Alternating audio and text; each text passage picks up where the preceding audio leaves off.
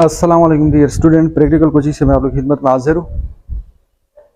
आज हम class 9 physics chapter number 9। इससे पहले लेक्चर में हमने टॉपिक 9.1 हीट और टेम्परेचर के दरमियान जो डिफरेंस था उनके बारे में हमने स्टडी किया था। तो चैप्टर नंबर 9 का जो लेक्चर नंबर 2 है वो है हीट कैपेसिटी के बारे में। यहाँ पे टॉपिक को मैंने मेंशन किया, हीट कैपेसिटी और स्पेसिफिक हीट कैपेसिटी। तो हीट कैपेसिटी क्या होता है, यहाँ पे मैं आपके सामने आपने डिफिनेशन को नोट डाउन करना है, उसके बाद फिर मैं आपको समझाऊंगा। The amount of heat required to rise the temperature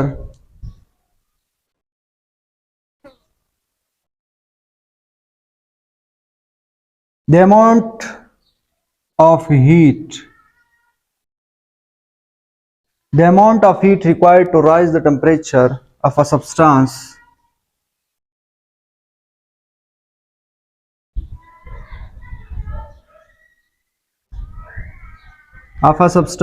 through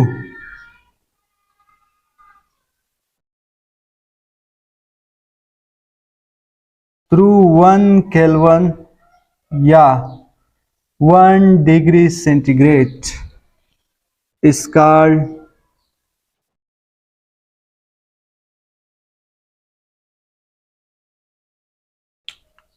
heat capacity. The amount of heat required to rise the temperature of a substance through 1 Kelvin या 1 degree centigrade is called heat capacity. यहाँ पे मैं आपको diagram के जरिए से समझाने की कोशिश करूंगा कि आपके पास यहाँ पे एग्जांपल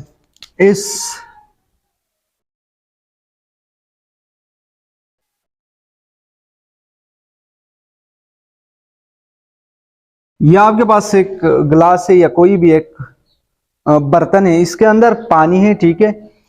और इस पानी को आपने हीट देना है, हीट एनर्जी आपने इसको देना है।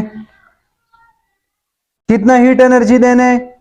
जब इस पानी का जो टेम्परेचर है वो कहां तक पहुंचे, 1 केल्विन या 1 डिग्री सेंटीग्रेड तक। 1 केल्विन या 1 डिग्री सेंटीग्रेड तक इस बर्तन के अंदर जो पानी है आपने इसको कितना एनर्जी देना है? इतना एनर्जी देना है कि इसकी जो टेम्परेचर है कितना बढ़े, 1 डिग्री सेंटीग्रेड या 1 केल्विन तक।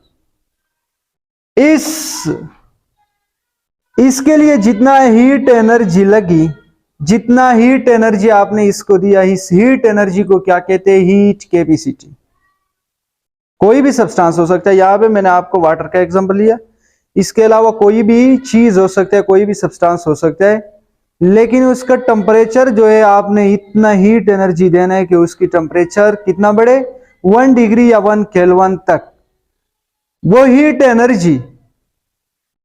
एनर्जी जिसके लिए हीट एनर्जी लगी, कितना लगी, जो भी लगी, लेकिन उसका टेम्परेचर आपने कितना बढ़ानी है, कितनी बढ़ानी है, 1 डिग्री या 1 केल्विन तक।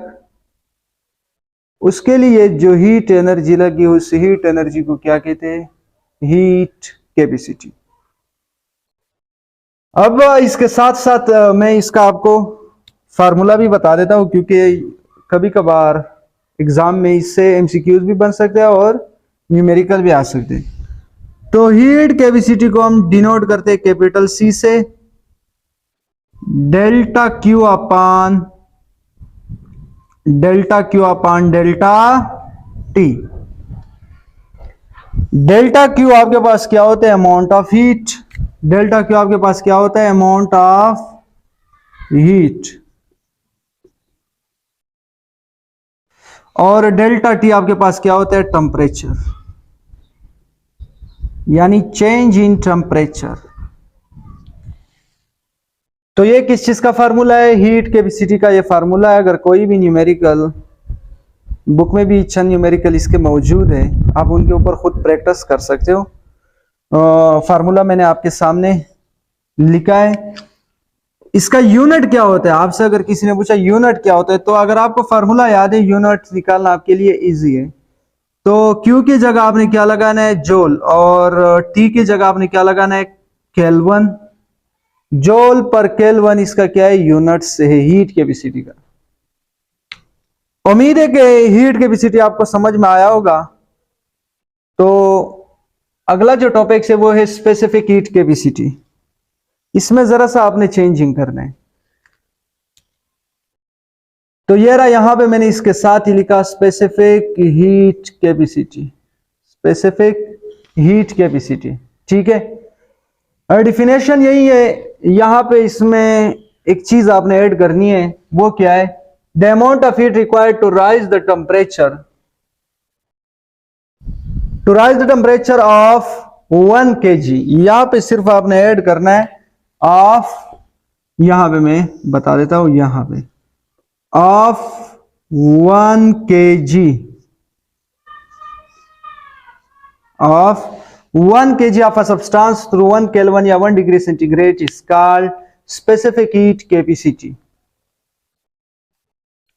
जिस तरीके से यहां पे मैंने आपको बताया कि कोई भी सब्सटेंस हो, उनके लिए जो हीट एनर्जी रिक्वायर्ड है, कितनी रिक्वायर्ड होगी, जब उसकी टेम्परेचर आपने 1 डिग्री या 1 केल्विन तक बढ़ानी है, उसके लिए जो हीट एनर्जी रिक्वायर्ड है उसको हीट कैपेसिटी कहते हैं, ठीक है। तो अब स्पेसिफिक हीट कैपेसिटी के बारे में मैं बता देता हूं।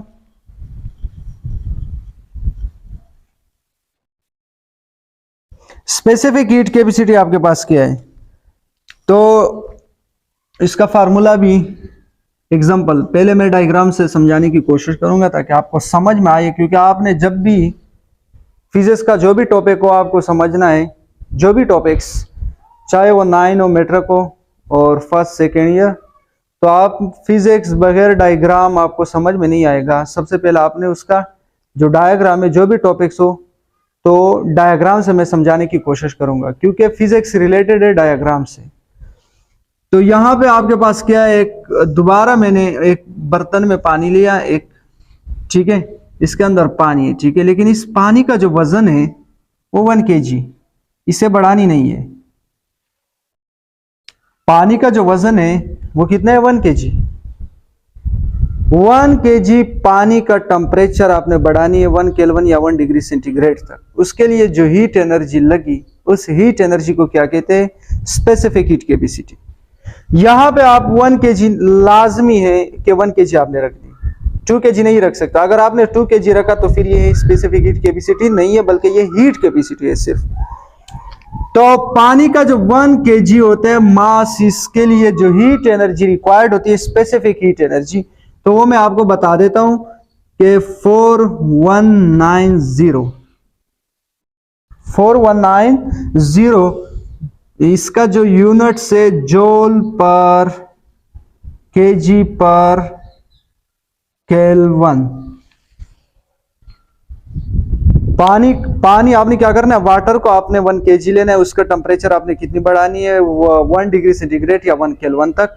उसके लिए जो हीट एनर्जी लगी, उसके लिए खास हीट एनर्जी लगी। क्यों स्पेसिफिक, क्योंकि यहाँ पे हमने मास को क्या रखा, स्पेसिफिक रखा, एक खास मास को रखा। यहाँ पे स्पेसिफिक हीट कैपेसिटी में आपने क्या करना है, एक खास मास आपने रखना है। मास कितना रखना है, 1 kg रखना है। तो इसको क्या कहते हैं, स्पेसिफिक हीट कैपेसिटी। डेफिनेशन बिल्कुल आसान है, the amount of heat required to raise the temperature of 1 kg of a substance through 1 Kelvin या 1 degree centigrade is known as specific heat capacity। Example अगर यहाँ पे मैं आपको बता दूं कि ये बर्तन है आपके पास, इसके अंदर जो पानी है वो 2 kg है, इसके लिए कितना एनर्जी रिक्वायर्ड होगी, तो वो भी आपको पता है कि यहाँ पे 8 आएगा और 8 के बाद यानी इसको 2 के साथ मल्टीप्लाई करें, 2 0 18 1 2 1 2 3 और 4 2 8, ठीक है। तो आपके पास कितना आएगा, 380।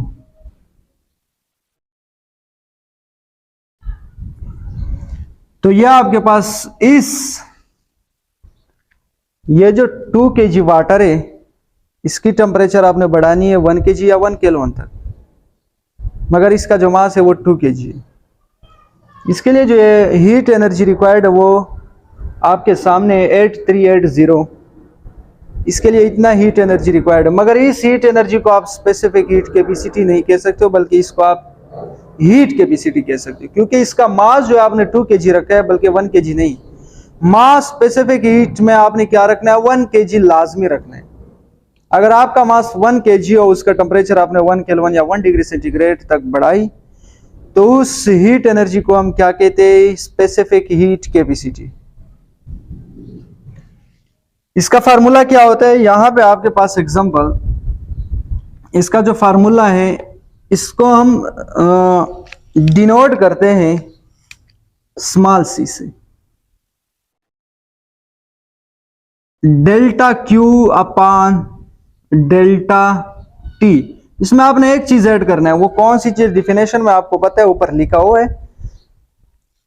सिर्फ मास को आपने इसमें मास को ऐड करना है सिर्फ, लेकिन मास भी इनवर्सली में होगा।